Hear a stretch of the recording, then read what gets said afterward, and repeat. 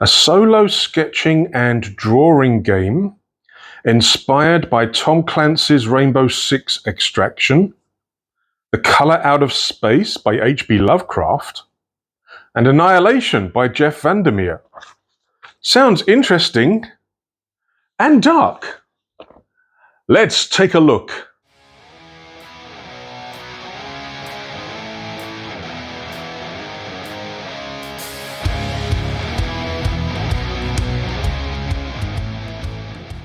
Hi guys, welcome back to the channel. Ithaqwas Bane bringing you gaming goodness. And in this video, we are going to be taking a look at Exclusion Zone Botanist. Now, this game has been around for a while. This is the original game, the original format. It was initially designed as a kind of a single page game. Well, essentially one page, two sides, but it was designed as a tri-fold game. In other words, you'd print it onto one page and then you would fold it into three, you know what I mean. This game was nominated for an Emmy, not an Emmy, an ENNIE back in the day. And the reason that I'm bringing this to the channel now is because I've waited too long. This has been on my stack of games that I want to bring to the channel for far too long. And now is a great time to include it. Why? Well, one, about a month ago, I saw that there was a new, I wouldn't say a new version, well, maybe an updated version, but a new format, which was the new agent handbook, which is, in my opinion, a much better format. But yes, we'll be taking a closer look through this in the video. But the second thing is that I also noticed on the itch page, link down in the description, that the game is coming up on Kickstarter for a new game. It's a standalone sequel called Exclusion Zone Botanist Epsilon. So apparently it's going to be a new game system and expanded character creation and customization, a new, different, larger exclusion zone. So yeah, I think it's a good time to do a video on this. It may bring some exposure to the game, maybe get a few people to check out the Kickstarter, because this is a game that is a ton of fun. It doesn't have a sort of jaw-dropping, new, unique or creative kind of game system. The game itself is very simple, but what it does bring is an enjoyable, fun, and very different package. If you look at the game as a whole, it's something wonderful. There is one thing that I will be mentioning later about the whole Epsilon thing. So let's have a quick look at the old version and the new version and then have a quick playthrough. Let's start off by having a quick look at the original game, the tri-fold format game. Still perfectly usable as a game. It is a little bit simpler in terms of details compared to the new agent version. But you do get this in the download. If you go to itch.io, link is down below. It's a very cheap purchase. However, there are still a lot of community copies there. If you do take one of the community copies, please, if you can afford it, send a few dollars to the designer as a way of saying thank you. Also give a good review, yeah?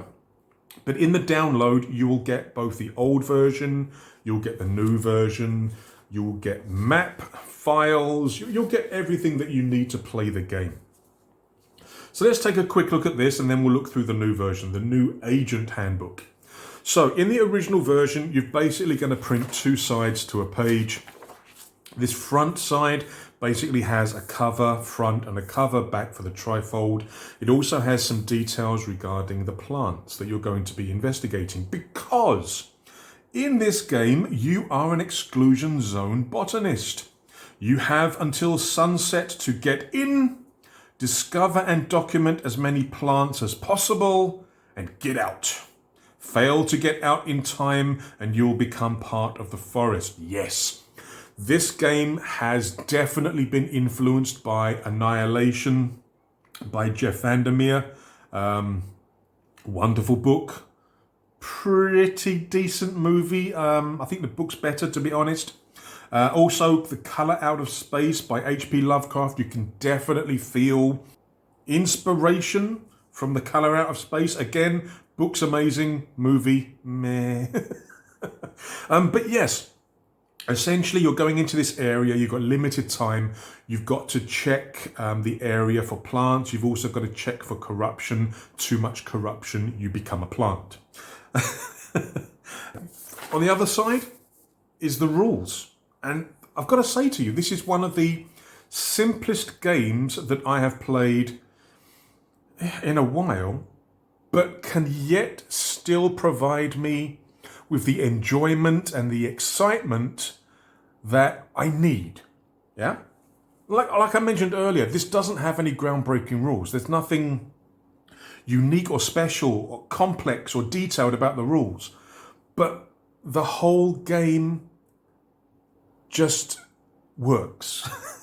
And it is definitely something that I would recommend people give a go. Now, I am not the greatest player of this game because it is a solo drawing and sketching game. I'm really not an artist, as you're going to see later, as I draw or try to draw my plants. But essentially, with the old version, you got basically some background, you got the rules, and then you got this little map and this little time, like a little timetable. And everything you need to actually here, the only thing you need really is a sketchbook or a piece of paper to draw the plants that you're going to find. You will move on the grid here to show your movement through the exclusion zone. The numbers for each area is the chance of you actually finding a plant within that area. And then up here in the timetable, you've got these values of RV depending on what time it is. Because the rules are that simple. You move into a hex, you roll one die to find out if you find a plant. You've basically got to roll equal or less than that number in each area. So if you're starting in this corner here where you've got the infill, exfil portal, you've got to roll a 1 or less on a d6, a 1, to discover a plant. If you move into this area, into one of these hexes, you've got to roll a 3 or less to discover a plant. In terms of the corruption, this risk value, you've got to roll 2 dice, and both dice have to be less than that value to be corrupted. So again, for the first 3 hours, 5 o'clock, 6 o'clock, 7 o'clock, the risk value is 1. You've got to roll less than 1 on both dice. Automatic, yeah? But then when you come to 8 o'clock, suddenly the risk value goes up to 2. And then, if you roll the dice, and with my luck, quite happen, if you get a double 1, both dice are therefore less than 2, and you will get corrupted. Now, the corruption that happens to you, you have a list here, and you tick off one by one as you get corrupted each time. If you fill in all the boxes, you basically become a plant. And that's basically the game. You go to an area, you check if there's a plant. If there is a plant, you roll on a few tables to see what the plant is. You sketch it, you give it a name, you check for corruption by trying to not roll under the risk value, and then you try again. You move to another area. Very, very simple. But in the new version, it is a booklet format. It's essentially the same game, but it has pages for the plants, and it has a lot more detail in terms of special features or unusual features. So the only difference really between the new agent or the new handbook format and the original sort of trifold single page format is that the unusual features part is a lot bigger. A lot more options, a lot more details, and it basically means that it allows you to do a better journaling or a better detailed sketchbook of plants. So let's have a quick look through this new agent handbook. I did invert the colors on the cover just to save ink. It's actually black with white details, but I inverted that. So here we go. Here goes the intro. Exeunt press. Dum dum. Little bit of a preface or preface by the designer in terms of how the game came about. The easy, again, essentially this is basically the same as what was on the original game. You're a botanist assigned to explore and document the flora in the EZ. Start your incursion. Attempt to find and sketch as many plants as you can. What else? Safety details, required information, yep. What does it say here? About an hour of time, a quiet place, a printed copy of the map. Yep, we've got a printed copy of the map here. In terms of marking your progress, they say here a token. You can just use a pencil to kind of mark or to plot where you're going. I will be using a little model plant just because I've got one, and we're going to be moving the plant to show our current location. What else does it say? It says writing, drawing implements, 2 6-sided dice. I've got mine. Hopefully you can read these on the camera. Yeah, should be fine. And something to write on. Yes, in terms of something to write on, I've basically made myself these little sketchbooks. Because what I found was that I wanted something to make notes in terms of corruption as well. So what I did was I took some of the basic graphics from the PDFs. I also included the basic flowchart in terms of the steps of the game, but I also put the corruption progression list at the front here. So what I can do is that as I get corrupted, I can just tick off. And then inside I've just got some paper, some blank paper, which I'll be drawing the plants. And then when I'm done, I'll just take out the blank pieces and I'll just staple it as being a record of my journey. Now I have done one for myself. I'm also going to get my daughter to give this a go. So I've done a little sketchbook for her as well. And at the end, we'll see who does the best drawings of plants, me or my daughter. But yeah, so I'll be using this to kind of draw the plants and write down the descriptions and the names. And then at the end, I'll be stapling this as an actual record. Just a little something I came up with. And there's the map. These numbers down here, this is just for aesthetic properties. It doesn't actually play any part in the game, or as do these hexes here. This is all you need here in terms of the map, in terms of plotting where you're going. And then at the top here, this is just a record of where your time is. I'll be using a cube to keep a note in terms of what time we're currently on. A little bit of blue tack on the bottom of that, and my plant to show my current position. So yep, that's the required equipment. Again, a little bit of fluff here. No electronics work in the EZ. Cameras and recording equipment will fail. No phones, no emergency beacons. You've got a couple of chem lights, rations, first aid kit, and a bureau-issued HX40 pistol that you've never fired.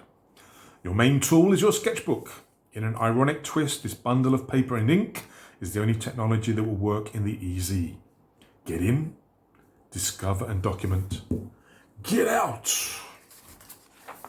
Yeah, and here's the flowchart in terms of how to play. Start your incursion, look for new plants, check for corruption, move to a new location, begin the next hour. And what you want to try and do is get back to here, because this is the only place where you can get in and out before you become too corrupted. Now I'll state all the different levels of corruption as and if it happens. Welcome to the exclusion zone. So yeah, so in this new agent handbook, it's a little bit clearer in terms of the instructions how to play. On the original game, again, it's not difficult, it's not hidden, it's still very clear, but as a properly laid out book, it just gives it a little bit more ease to understand what's going on. So each round represents 1 hour of time. So you've got to basically start. You're going to start in this hex here at 5 o'clock in the morning. You try to look for new plants. So for the first turn at 5 o'clock in the morning, you're going to be rolling. If you roll a 1 on the D6, you find a plant. If you roll a 2, 3, 4, 5, or 6, you don't find a plant. You've then got to check for corruption, and at 5 o'clock the risk value is 1. You can't roll less than 1 on a die, so you're perfectly safe. You then move to the next hex, wherever that might be. Again, you roll a die, try and find a new plant. If you roll a 1 in this area, you find one. If you roll a 3 in this area, you find a plant. If you roll a 6 in this area, you find a plant.